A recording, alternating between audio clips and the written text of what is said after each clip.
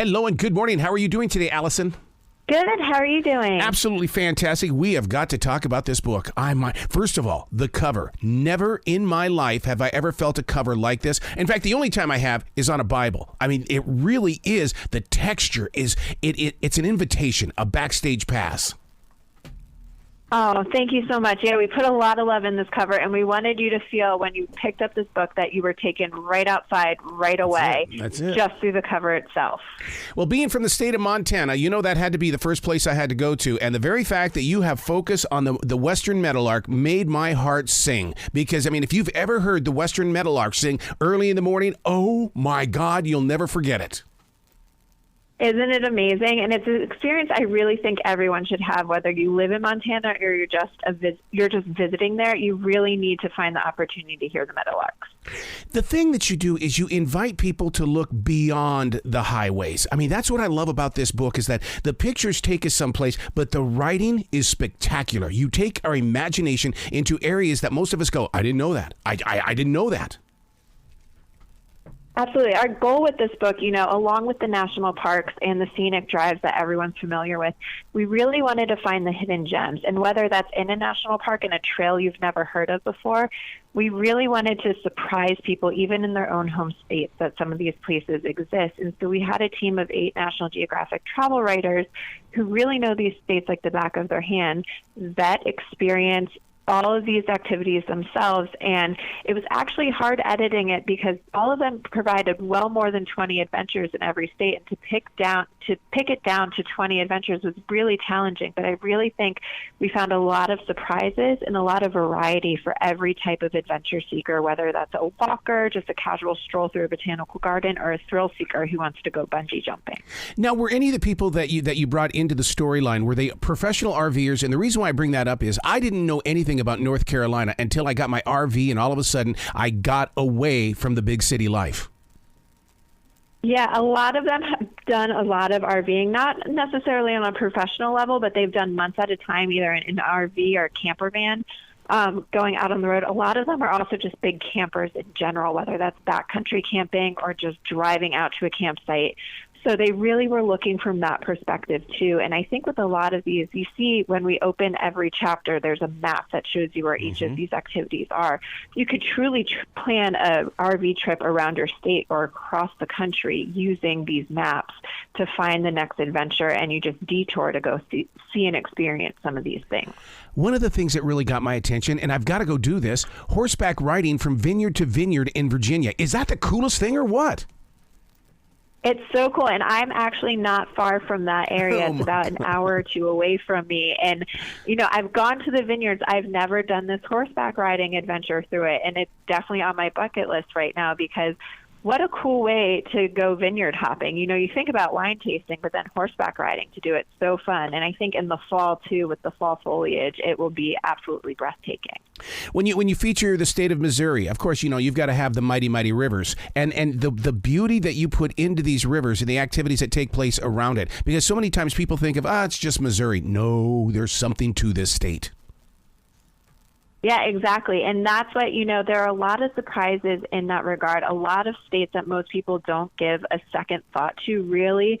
I think when they open this book and they see these states, what they have to offer, Missouri, South Dakota, Kansas, they're going to be amazed by the type of landscapes there are in these states and the type of activities there are. And I think it's going to inspire people to go to parts of the country they might have never thought they'd get to or want to go to because they have so much beauty and so many things to do there. Yeah, because, even with one thing that I noticed about the book is that you show the texture of the land, and I do believe in studying that kind of thing. In Nebraska, it looks like you've got the flatlands of America, but only to learn, my God, they've got beautiful waterfalls there.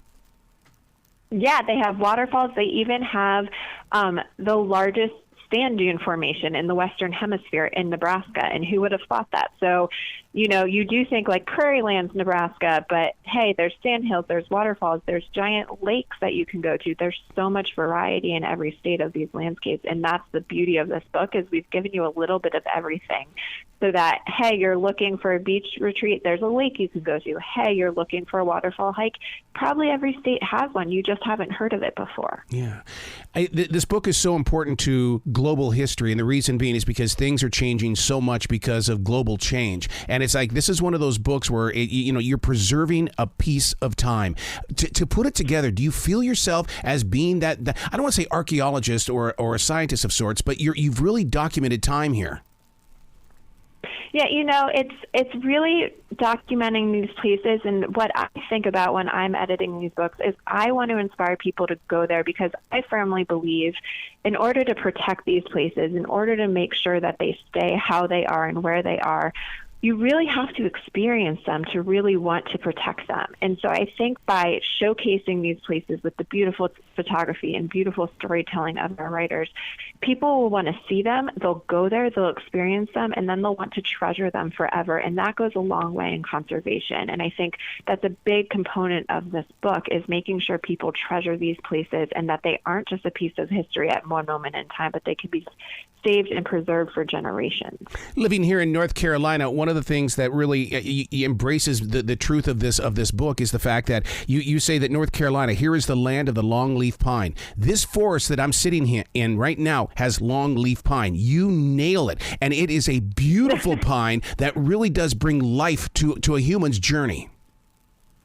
It does. And I think, finding what really establishes each state's kind of nature identity was really important to us. And I think it gives you a sense of place and a sense of what are the values of this state in terms of nature, in terms of experience, what are you going to get out of it? And so that was really important to us in writing this book.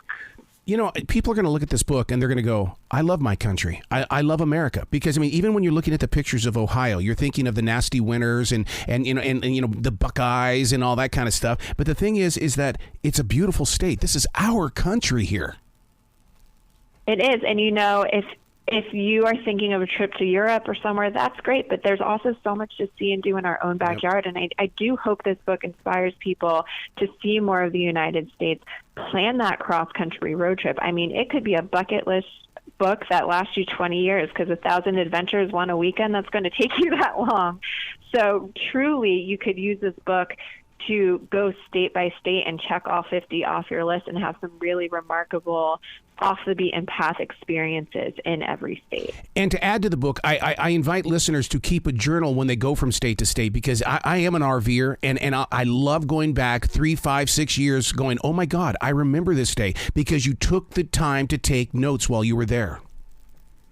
Yeah, it's really important to do that, to keep those memories. Photos are great, but sometimes having that journal is a great moment. And in fact, we do have a journal called 50 States, 5,000 Ideas, the journal coming out this December that helps you there are guided prompts in it that help you think about the trip you took, and also moments that you can record when you were there, what the weather was like, all those things, so that when you're thinking back on those trips, you can go back to your journals and really remember what the trip was like from a visceral experience. See, we are on the same page here, because when you see it in your own handwriting, it's like living it all over again. It is, and sometimes those memories come flooding back and you forgot them, but then you're reading what you wrote.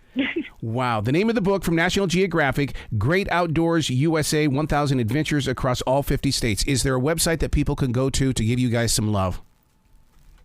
They can buy the book anywhere on where books are sold, Amazon, Barnes & Noble, shopdisney.com, or they can find us on Instagram at NatGeoBooks. Please come back to this show anytime in the future. The door is always going to be open for you. Thank you so much, and thank you so much for having me. Well, you be brilliant today, okay? Thank you.